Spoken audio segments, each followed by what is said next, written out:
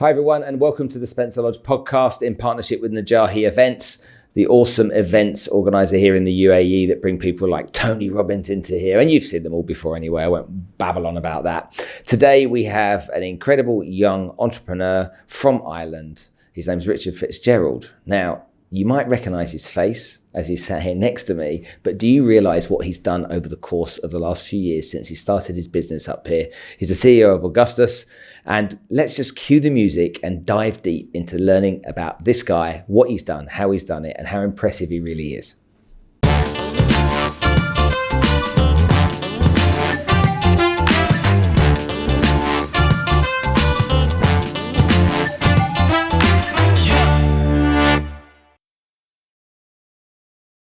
So Richard, thank you very much for joining us. It's a pleasure to be here. Thank you, Spencer. Nice to have you on the show. Now, do you like to be called Richard or Rich or Dickie or what is it? I don't mind.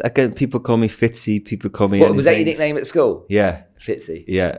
I think that was the only main one. But actually, funny question, because over the years, I used to sign off my emails as Rich, even though it was Richard, and I had friends called Richie and stuff like that. So I was known as Richard really amongst friends, or Fitzy.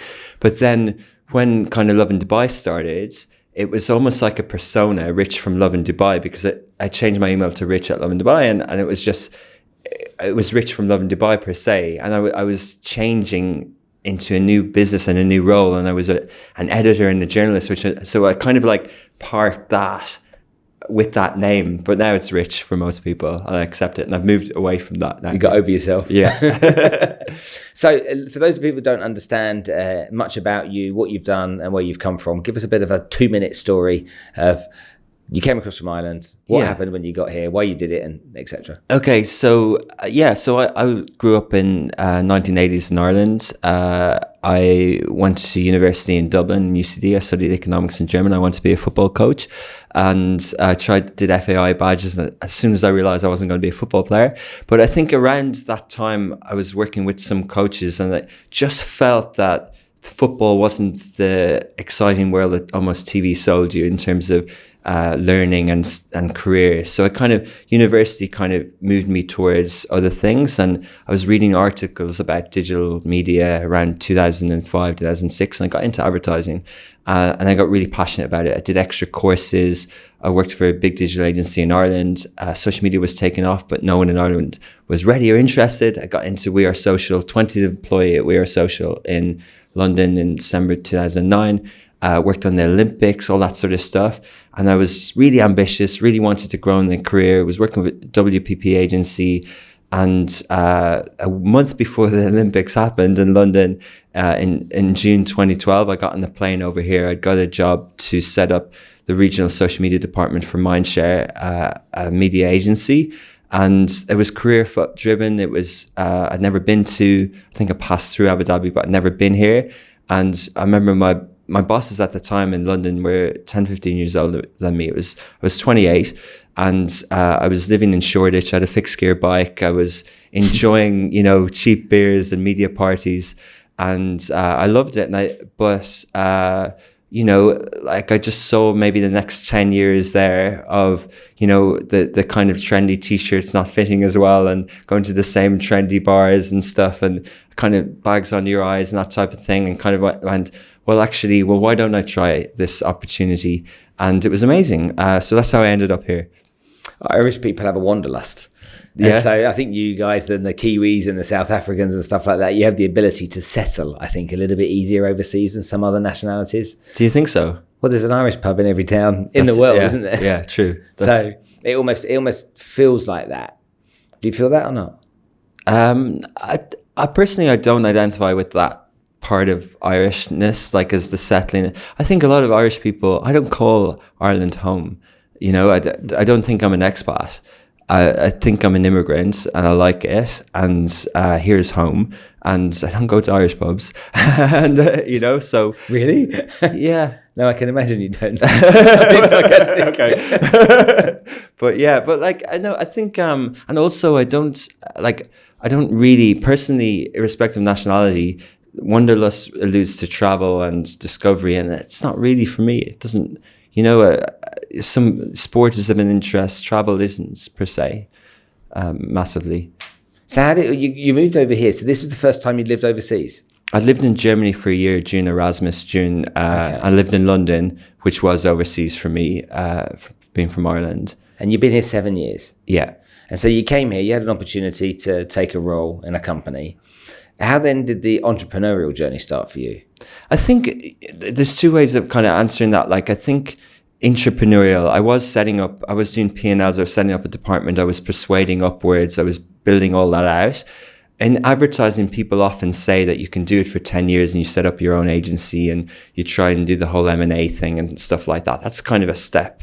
But I often tried to find a partner to set up a social media agency. Even here in Dubai, I even spoke to an investor and the feedback was, oh, he'll never be ready. And I didn't feel I was ready because I didn't feel I had anything new to offer. And I realized that you don't even need anything new to offer, that what you're doing is good enough. Even now, I don't feel like an entrepreneur. I feel like I have a job, and so but I did step into it. The stepping stone was after 3.5 years at Mindshare. It was amazing. I set up a regional social media hub in Beirut, hired 30 trilingual graduates, offered service. Mindshare had 400 or 500 clients across 12 countries. So everywhere from North Africa to Iraq to things like that. And we set up the social media pages and we developed a new revenue stream. It was really interesting. And then I was, given a kind of a leadership role. I was I was the director. I got promoted to regional director, and it was virtually like an MD of a business unit in a company with 12 MDs in other offices who'd all very respectable media personalities in their markets, but they were TV planners and things like that. And I was trying to bring this new thing to the table, and it was successful, and they were happy, and they liked the numbers, the CEOs and the CFOs. And about that time, the guy who was working with me in London over here to set up digital here, he left. And then a new guy came over from the US, and he became a bit of a mentor very quickly. He got me into paleo. We were traveling across the region together, spent 6 months of knowing how to order in restaurants and things like that. Nicholas, South African originally, and he left then and back to America. He couldn't deal in this region. I didn't like it. And then I was going down to Beirut to let go of a staff member. And I was kind of like, I made some mistakes, some leadership mistakes that I can only see in hindsight. I was young for doing that type of role, and I probably made some mistakes, and it was difficult for me to deal with certain conflict situations and things like that, even though I had been taught it well in other companies. And then I kind of almost wanted another challenge. And we were working with a pretty cool software company at the time. They were one of our suppliers. And I messaged him on the way back from a flight of, having to make someone redundant or let someone go. And I said, here's what I would do as MD of your company. And then he brought me into the board, and that just happened. And in kind of June, July, August 2015, I had 3 months leave to see out.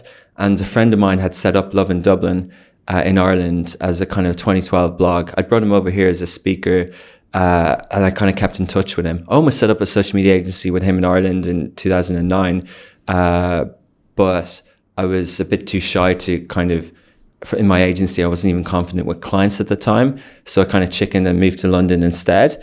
Then basically I said to him, I like what you're doing with Lovin' Dublin.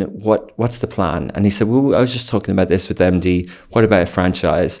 So I wrote a area developer franchise agreement in July 2015. And over that month of, what do you call it? Like the notice period, we launched on the 1st of September in 2015 in Astra Labs. I was working across the road as MD of a social startup with a guy, really creative guy who'd raised a good bit of money for this.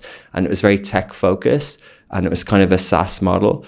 And the evenings and the weekend, I was going over to, I hired an editor and a junior salesperson, and I was trying to get Love in Dubai going. So that's how I kind of got into it. It was kind of, without admitting to be an entrepreneur, it was kind of two jobs at once.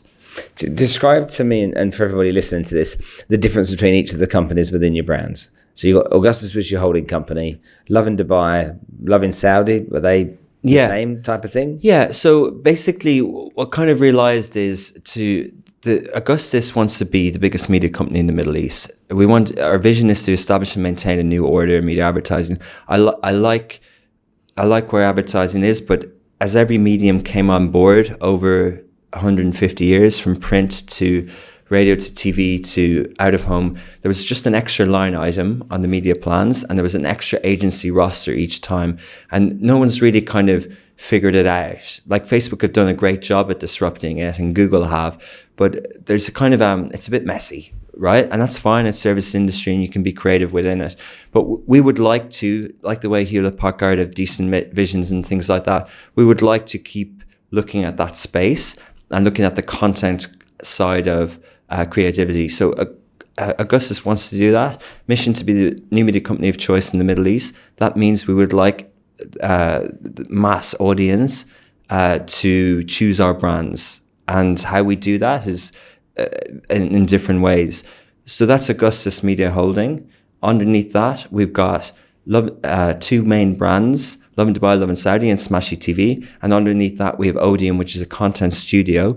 So very much set up like Group 9 Media in the US or Jungle Creations in the UK or Lad Bible. They all have brand shops as well, white label offering of what they do on another revenue stream. On the bigger picture, look at how kind of News Corp was set up, or how other of these entities, or even how the very successful entities in this country like ITP and MediaQuest and Motivate. And on one level, it's like that. How we differentiate the brands, many companies like magazines would have vertical-based brands like automotive and lifestyle and beauty and things like that. And other people then try and do passion-based stuff. We kind of follow that passion, but we call it mindset-led brands. And that wasn't really what was offered by Lovin. Lovin was really food and stuff, but as the kind of group, as the founder left at that level and the franchise disintegrated and we kind of took more control over here, we said, well, what does it mean under Augustus, and what does Lovin actually mean? And we decided that Lovin means loving your life, living your best life. And it can be, it's more inclusive in that way. Mm-hmm. So it's more, what if people are going to that concert or that nightclub or that one? They're still loving their life. Yeah. They might not identify with each other, but they identify with what they're doing. And then the other point of that is that works then in Saudi because it's loving your life. And I'm really proud of how that has manifested itself. We launched there 2 years ago, 2 years after Love in Dubai. And I can talk more about it, but there are people over there who most of the country are loving their life at the moment. Okay, so if I was 6 years old and one of my kids at 6 years old was sat here, and I said to them, "Go find out what Rich does." Yeah, and she said to you, "What is it you do, Rich?" How would you describe what you do to a 6-year-old? My nieces are younger than that, so I haven't had to explain it yet. 6-year-old, I was 6 when my dad died, actually, and I kind of just knew what he did. He ran an insurance business, so I would tell them that I run a media company. Okay, what does that mean? Running a media company to a 6-year-old? Yeah. Okay. You're getting into character as well. Okay, cool. So, running a media company is, basically Spencer. It's like running. I know you like games. I know you like football. It's like running a football club. It's like running. I make TV shows. I make things that you watch. Okay. And why'd you do that? I do that. I love it. I'm passionate about it, and I do it because it's a vocation. It's a living. This industry. Okay, we can go back to being adults now. Okay. This industry that you work in, this whole social media and media world, here in the Middle East, the perception is that it's a good few years behind the times with lots of things compared to the US or the UK. And there's some things that I consider, and I'm like, yeah, you've got a good point there. But there's other things I think, is it really? What are your thoughts on that? What do you think? I think being in the business that you're in, I'm sure that you don't think it's so far behind. In terms of media and social media, I think there's two ways of looking at this. One is numbers and percentage and spend, and why is something behind? Because of expertise. And okay, there might be infrastructure, but if the infrastructure is there in this area, if the social media is there, and if the now 5G is there, then why would it be behind? And I always kind of relate that to when I moved from Ireland to England. The average digital spend on every marketing budget was 10% in Ireland and 20-25% in the UK. There's $600 billion spent on marketing services globally. In the US, the percentage of the 200 billion in the US is about 30+% on digital. In this region, it's about 15-20%. Why is that?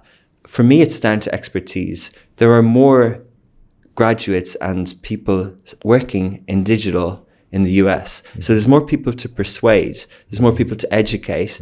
That's basically, I don't think we're behind. I don't think we're behind at all. I don't think it catches up, because what if the same amount of people ever work in digital? You can look then at the other side and you can go, well, people are incentivized to spend on TV. People are this or people are that, or people don't understand it. Maybe, but if you've got the skill sets and if you've got the industry, and I think you can apply that to any industry. It's how do you know trends are going to happen? How do you know blockchain is going to be big here? Because look at the investment numbers, look at the skill set, look at the brain power, look at the vision of the leadership in this country. It's a sure thing. How do things happen? Spend, investment, energy, passion, money, or time. Okay, makes sense. Is TV dead? Absolutely not. Is it dying? Absolutely not. Do you think it is? Well, you're an expert, and I'm not on this subject, but my wife went away on vacation in the summer for 3 weeks, and I was here working. And when she got back after 3 weeks, I went into whatever it was she'd done back a day. The following evening, she was sat in the room that we have in the house with a TV. And I walked into the room to sit down with her, and I realized I hadn't been in the room for 3 weeks. And it was a real kind of like moment for me. I'm like, I've not sat down and watched television for 3 weeks. What have I done? I clearly only watched television with her. And so then you have the stories of, are we consuming Netflix on our laptops? Are we consuming content in another way, in another, product? Yeah. And I just think that, do we use traditional TV as much as we used to? Yeah. And here in the Middle East, English channels don't seem to be really that good and providing that much content that's interesting. Yeah, interesting. I think when I say no, I mean definitely the mobile phone has taken over in terms of a device and media consumption. We spoke before, and you listened to a lot of podcasts in those 3 weeks and things like that. When I say of TV, the TV device is interesting because I think it's definitely got a place in the room, and I think the problem now is what's on it isn't interesting, and what's on it is changing. The OTT is over the top. The change of satellite to connected TV, cord cutting, is massive. And in the US, there's 90 million households that have a subscription to an OTT service. There's about 30 of them, and now all the big guys are launching more. Like Disney Plus looks amazing. Apple launched in this region a week ago. They said a year ago that there's only 8 OTT providers in this region. That's all there's room for. Shahad Plus, Netflix and Stars Play have 1 million subscribers each. There's 4 million subscribers. Yes, they watch them on different devices, but the TVs here, we don't have a great OS systems for all these apps. So we don't have we don't have Roku here, for example. And if I want to watch a really good OTT service, I kind of have to watch it on my iPad. I kind of have to watch because the app isn't ready on my TV. I'm subscribed to about 5 services and only Netflix is on my TV. But I would watch I tried to watch Succession on Wavo. I can't watch it on my TV. But if I was paying the same amount and my cord was cut and I didn't have the do bundle and it was through an app, of course I'd watch it. And then apply that to how people are consuming sport. Before, like if we come from the UK and Ireland or in the US, you get Sky and you complain that you have to get BT and extra to watch all the football. But now it's changing. It's some of it is on Sky Sport, Facebook, but some of it, how are people going to watch the golf here in a month, the GP World Tour? There isn't really a way, and because they lost their contract. Like, how do people, or it changed, how do people watch the Joshua Ruiz fight in Saudi, DANZ, the new network, all OTT based, no satellites, and that changes a lot of things. So I think, and also a second point is people will think that, okay, fine, but I'm still glued to my feed. Facebook is still really big, and Instagram, yes, but the feed is great, but it's not everything. And when people discover something, you mentioned a few podcasts you listened to that I didn't know about. Mm-hmm. I didn't know about them because there's no feed for podcasts. Discovery is difficult. Mm-hmm. There's no feed for Netflix, only the header at the top. The only way we learn about it is through word of mouth or through Love in Dubai writing articles about it. But it's a cheeky plug there, really bad. Shit, delete that bit. Really bad. No, but I think that kind of refers to, I like how media companies in the US write about the lists because it identifies the problem of discovery. People say they have too much content. Gary Vaynerchuk and the 4Ds in VaynerMedia describe this really well on it, where they call skim versus dive content. Skim is all about the feed, clickbait, bright colors, put the clips you do of your podcast, that's skim. You're doing that because you want the dive. If someone listens to your podcast, they will get the context. They'll get the... It's almost like a trailer, isn't it? It's a trailer in your Instagram. For your 1 minute micros, your trailer, that's your skim, yeah? Yeah. To get them to go for the dive. Yeah.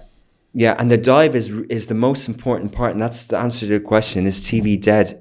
The dive part, of course it's not dead. Look at the documentaries that you've seen on your iPads on these OTT platforms. They're incredible. The content that's happening now, the TV-like content, is incredible.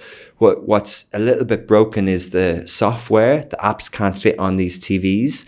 And the programming and the brilliant stuff is now on OTT. It's not on BBC per se. It's not on free for air, free for view. It's not as good because all the funds are going into how much are Netflix spending? Billions. Do you find social media frustrating or fascinating? Fascinating. Yeah? Yeah. And what about it do you find fascinating? It's media consumption. I find it fascinating how people behave and communicate.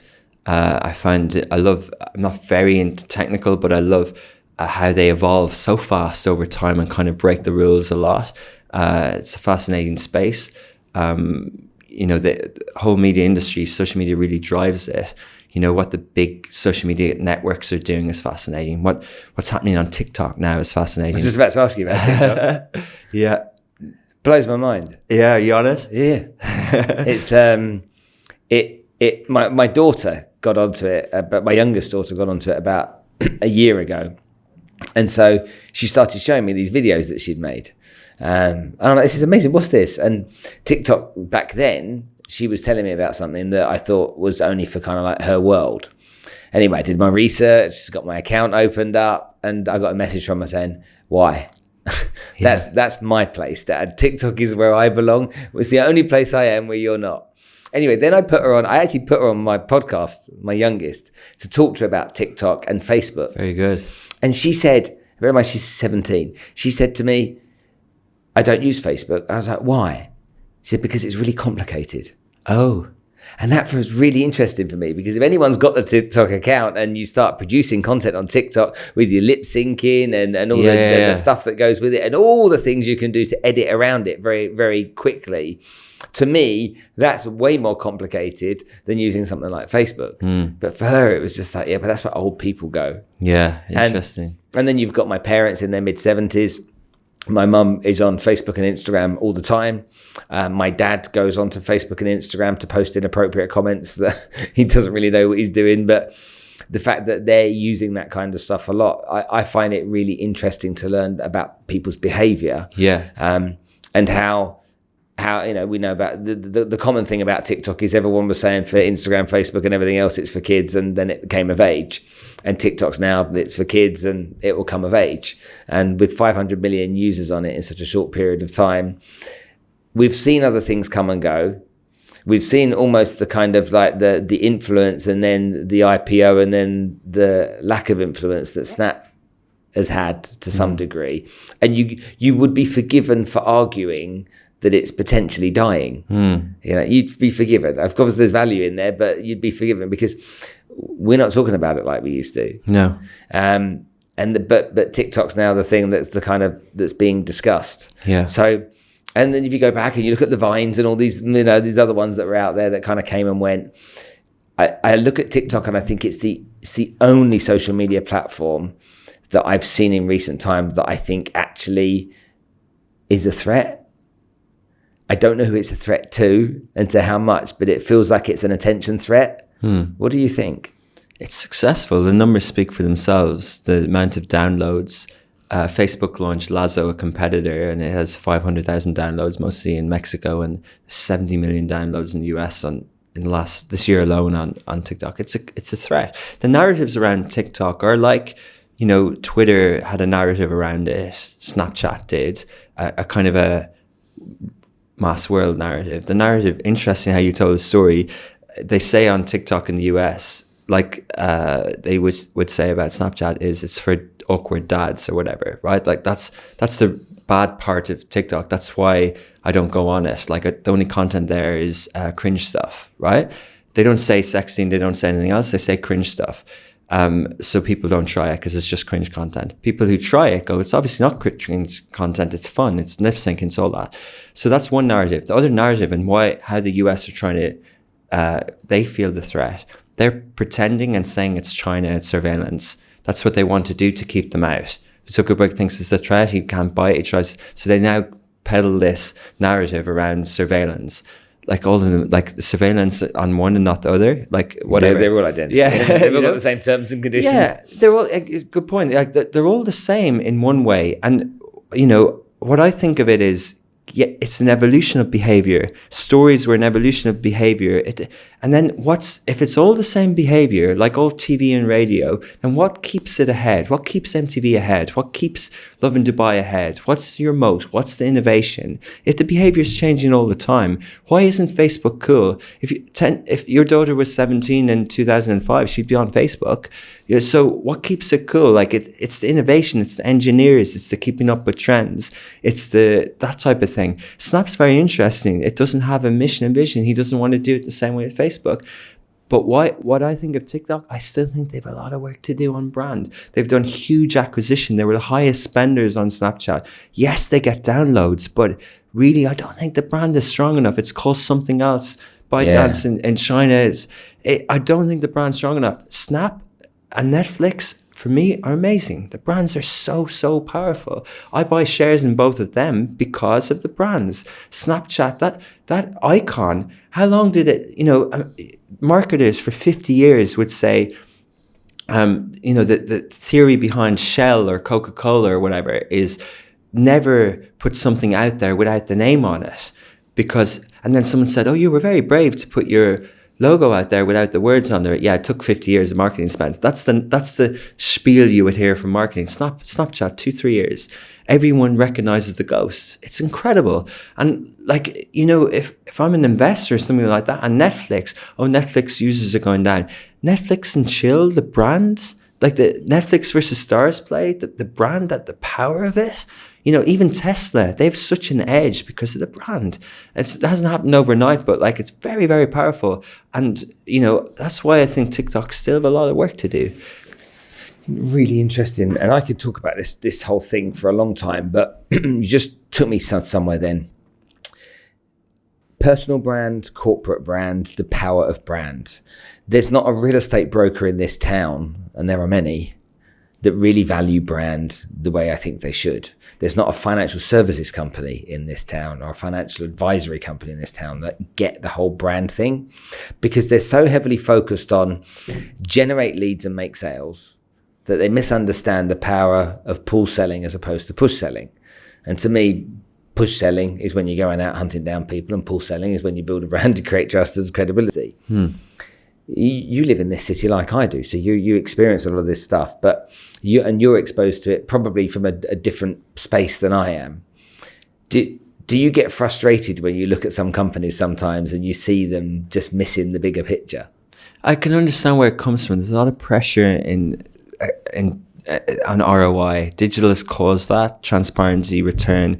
There's a lot of kind of people's jobs need to fill hotel rooms, need to get leads and deals. And when you can see step equals, Google has trained us to get cost per lead, cost per conversion. You can then allocate it. You can get approval. People know where we stand, because a lot of people would sell you the dream on marketing and branding and then not connect it. It's that famous quote of 50% of my advertising worked. I don't know which 50, and that type of thing. So, people then go, okay, I'll spend this on branding. I'll never be able to measure it. I'll spend this on performance marketing, ROI. I can measure it. So they do both. A lot of people do both, but they can't really measure this, but you can measure it. You can, and I can feel it. Like I know the work that we've done on Love in Dubai generates so many inbound leads. The brand is strong. It's very strong. And I know that it's stronger than our competitors because I can feel it and see it every day. If I have to report that as a CMO to a CEO and a quarterly earnings profit every month, that's difficult. And that's why Snapchat and Twitter's share price suffer, because Wall Street doesn't understand what you mentioned in a way, but they're strong brands. Like Twitter is a very strong brand. It gets huge impressions. It's referred to everywhere. Everyone knows what a tweet is. Exactly. Yeah. Exactly. The question was, do I get frustrated or do I? Is it, you're obviously, yeah, I understand the whole. People don't get the value of brand as much as they should, I think. Yeah, I don't know. I think 3 years ago, 4 years ago, I don't think I did. Yeah. I think they do. I think they're not brave enough, and I think they don't know how to execute on it, and they don't know how to back it up. And even if you're creating your brand and you kind of go out on it, when you have a bad week or a bad month, you can kind of go, well, I'm not wasting time on that again. I'm going to go down to the ROI stuff and the performance. I'm going to do cold call leads. I'm going to do this, and this. So it's hard to see it sometimes on the branding side. So it's hard to measure it. But brand, and there's other people that think in retail, and there's other people that say brands are dying. Like they're saying TV is dying, but they're saying that the brand is dying. Like Scott Galloway says that a lot, and things like that people don't need brand. I completely disagree. And even we've created new media brands, but I fully believe in legacy media brands.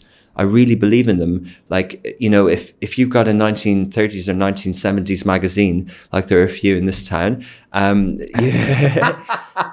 they're great brands. It's their magazine if you evolve that, if you do Snap Discover section stories, you can connect and evolve that brand. Brands die because they don't evolve, but the brands can be great. Like the branding's very powerful. Like political branding's very powerful. Personal branding's very powerful. And media brands can be very powerful.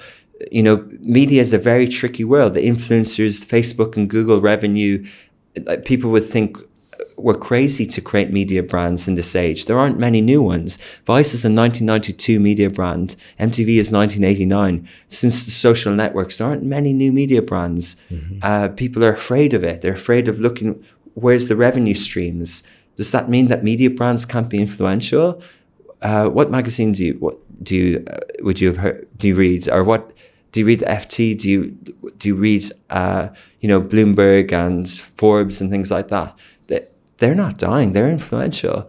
Being on the cover of Forbes still holds something. It's not how many people are consuming, but it's a strong media brand. Vogue, status, credibility, yeah. Vogue, like they're strong legacy media brands. Yeah, no, I agree with you from that perspective. But having said that, and I'm really passionate about it, like, we want Smashy TV to be on Emirates Ice besides Bloomberg and MSNBC. How do we do that? We play in that space, that OTT space. But we have to be more than the 1980s cable channel was. Back then it was okay to have, when Fox and when they set up Fox, when they set up Sky, it was okay to do satellite. Now, that's not enough. And we can compete if they don't evolve, if they still do it in the same way, if they still don't try and be on Cheddar in the US, who we're trying to do an Arabic version of that. John Steinberg, the founder there, put Cheddar.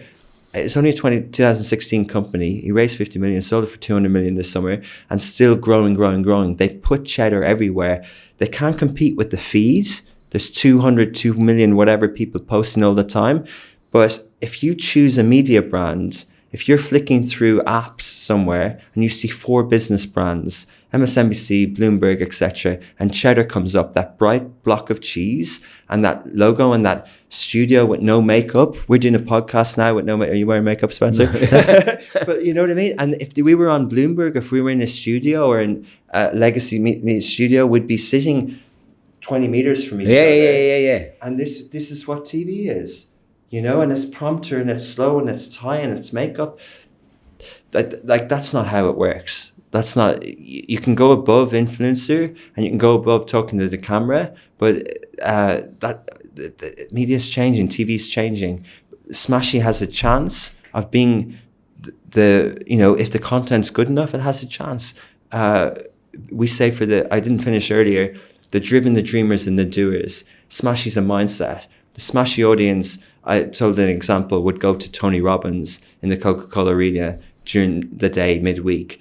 The Love and Dubai audience would go to Westlife on the Friday night. That's the difference, and we have to get that. I don't understand Smashy. My Arabic isn't good enough, but I still know if it's good or not, because I know if they're passionate about it and if they're talking like your podcast does to the driven, the dreamers and the doers, like that mindset, people who do get up early, who aspire to be better, who follow quotes, who like knowledge and podcasts on Instagram, things like that. That's a mindset. If you say, what industry are they in? You have many businesses, you coach in many different areas. People say, oh, I'm going to set up a tech media company. Yeah, but what's tech? Tech, there are 12,000. How many million people look for the new updates on an iPhone or a Snapchat? Where's the media brand to tell about that? I don't want to say of any media brands, but where is it? Where's the brand? We're all into tech. There's the niche kind of experts or whatever, but we're all into tech. We all buy a Dyson. We all buy a TV. We all buy a phone. We're all into tech, but we were all into MTV and Michael Jackson 30 years ago. But where's the media brand that's telling these stories, and how are they telling them? That's interesting. It's also interesting when you think about it, how it's almost an element of fashion involved, isn't there? We get bored, so we keep having to evolve. And every other part of our life, that's normal to do so. And when you go back to Smashy compared to, your Ted Turner and the CNN, examples. He's great, Ted Turner. Brilliant book, that one, his book, if you've ever read it. Did you read Shoe Dog by Phil Knight? I haven't finished it, embarrassingly. Is it good? Should I stick with it? Yeah, man. Well, okay. I used to do a lot of work with Nike years ago, so wow. I know how the journey started. So okay, I suppose that there's more of a pull, isn't there? Yeah, of an interest. Yeah, fair enough. Digress. Start talking about books with you right now. It's not book club, but anyway. Okay. So I have about 100,000 followers across different channels. Yeah. You have 10 times more than me across your brands. Okay.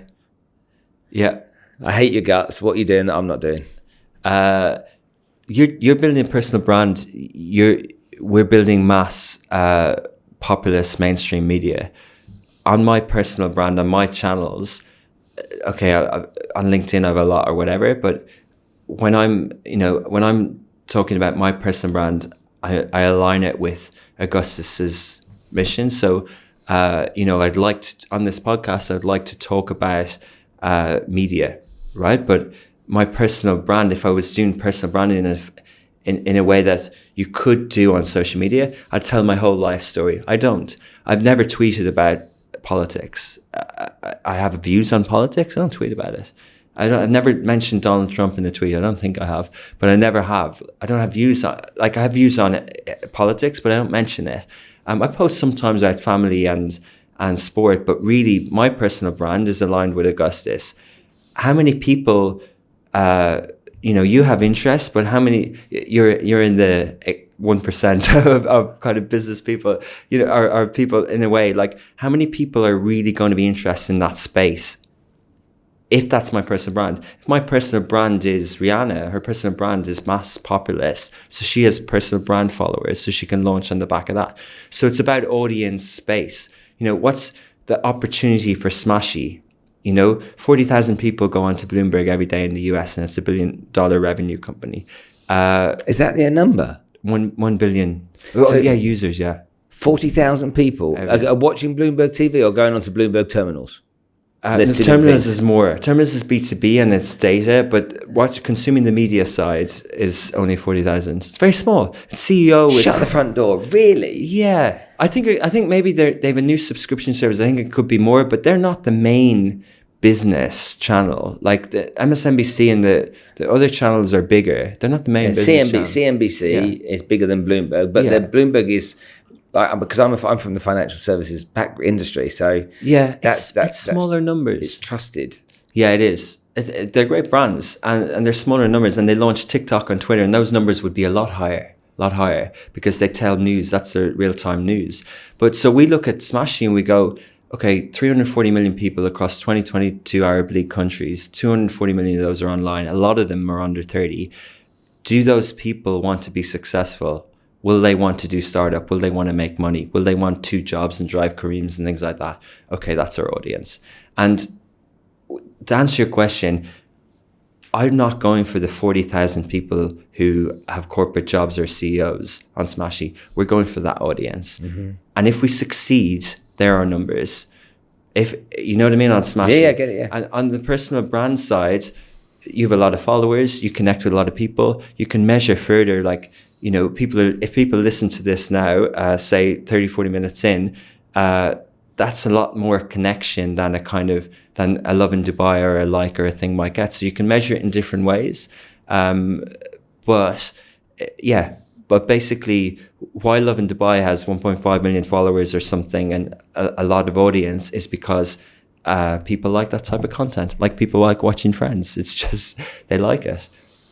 Yeah, my wife likes watching the Kardashians. Okay. It's probably why I don't go to the TV room. Yeah.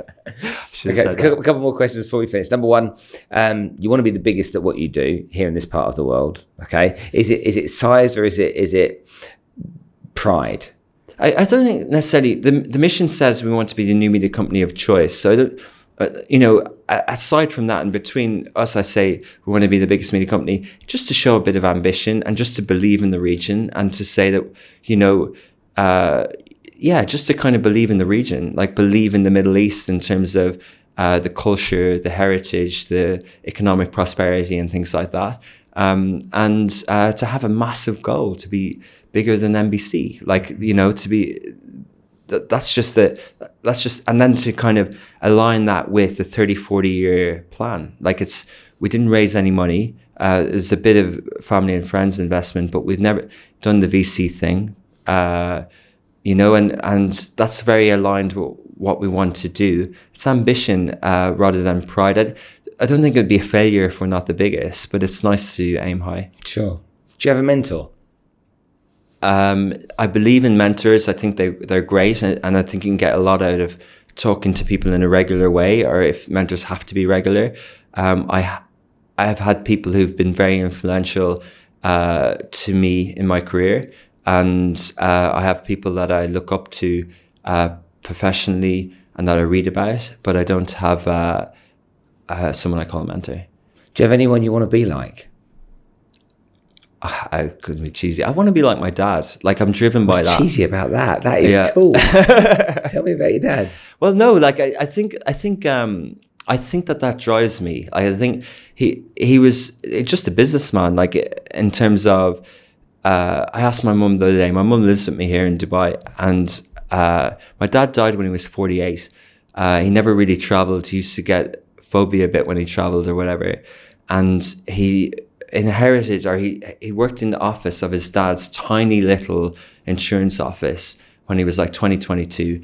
And he just built a massive business, and he got really into stocks and shares and into other things like racehorses over 28 years in property.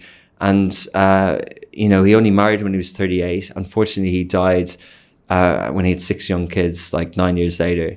But that sort of, I like that sort of, that a lot of what he did, I identify with in terms of work ethic and routine and behavior, and how to appreciate family life and how to do things like that. He used to work 6 days a week and, 12, 13 hours a day, and then spend Sunday at home. And that was it, every day for 28 years.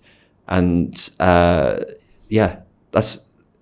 that's what I would like to be like. But there's other impressive business people out there for sure. You read about them every week. They're amazing lifestyles and amazing kind of, amazing people out there. Yeah, your dad seems pretty cool to me. He really does. Okay. And yeah, I know you're a bit of sports, but you're a triathlete. We were on a chat about this downstairs before we started. It takes up a lot of time to be a dedicated entrepreneur and be successful as an entrepreneur because of, as we both know, the highs and lows that go with it, and the dramas that we face. And every other day there's a crisis of some sort that you've got to firefight. Absolutely. How do you find the time? Now, I go to the gym every day. Everyone knows that I go to the gym for an hour every day. Yeah. You know, I shove it down people's faces on Instagram stories constantly. Okay. But I go in for an hour at 5 o'clock in the morning. Being a triathlete is a whole nother level and requires a huge amount of dedication and commitment. How do you find the balance between work and training and not pushing yourself too much in one direction rather than another? I don't know if there is a balance. Like, I think it's hard. I agree. I think it's hard. I think the main way how you keep it up is discipline. Simply, purely discipline. Like, just cut things out. Just cut people out. Cut functions out. I cut travel out. I cut friends out. I don't say I don't drink, but I don't drink. I don't have time for it. Mm-hmm. You know, like I cut it out, and even still, it gets too much, and then it goes down to priority. I would love to, and I'm working on myself. I'm trying to find ways to be successful at work without kind of being in the trenches and being all in. I do the fitness because I like it. I like the triathlons. I like having goals. I like going to races. It's social. It's good. And I feel good after it. And I do it for kind of mental health and things like that. But I still burn out. I still, you can look after your body, but what's looking after your mind? I haven't cracked that, and I suffer sometimes. I haven't cracked meditation and things like that. I've had a pretty good run of it over the last 3 years.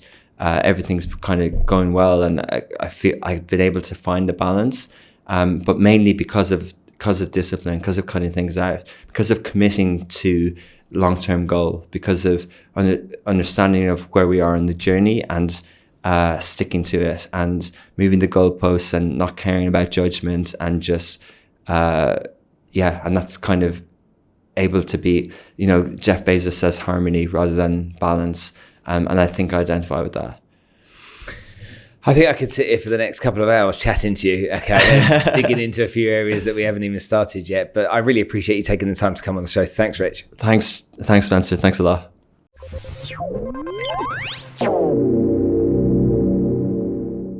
Well, what an interesting podcast episode this was with Rich. It was so good to learn about, first of all, his journey, where he came from, what he's learned to do, but he's got some really strong opinions on issues relating to brand and brand building and how different parts of his group of companies apply it in different places. It was really interesting to learn. And one of the best moments I think that I picked up from this episode was, okay, who's your hero? And I love it. I love it when he talked about his dad. That was, for me, super cool because I have similar feelings. Did you enjoy it? Very good. Yeah, thanks a lot. Yeah, flew by. Thanks a lot for having me on. No problem at all. Right, guys, if you want to see more of this kind of stuff, you know what to do. You can click over there and there are more episodes there that you can go and consume. However, if you want to do what I'd love you to do, and that's to subscribe and get all of the content that I produce week in, week out, then what I'd love you to do is to click there right now, click there. And I promise you, you're just going to get loads of great stuff coming to you time and time again. It's going to be massively valuable to you. And more people like Richard's going to be with us on the show. I'll see you soon. No, do it now. Go on, do it there. Do it now.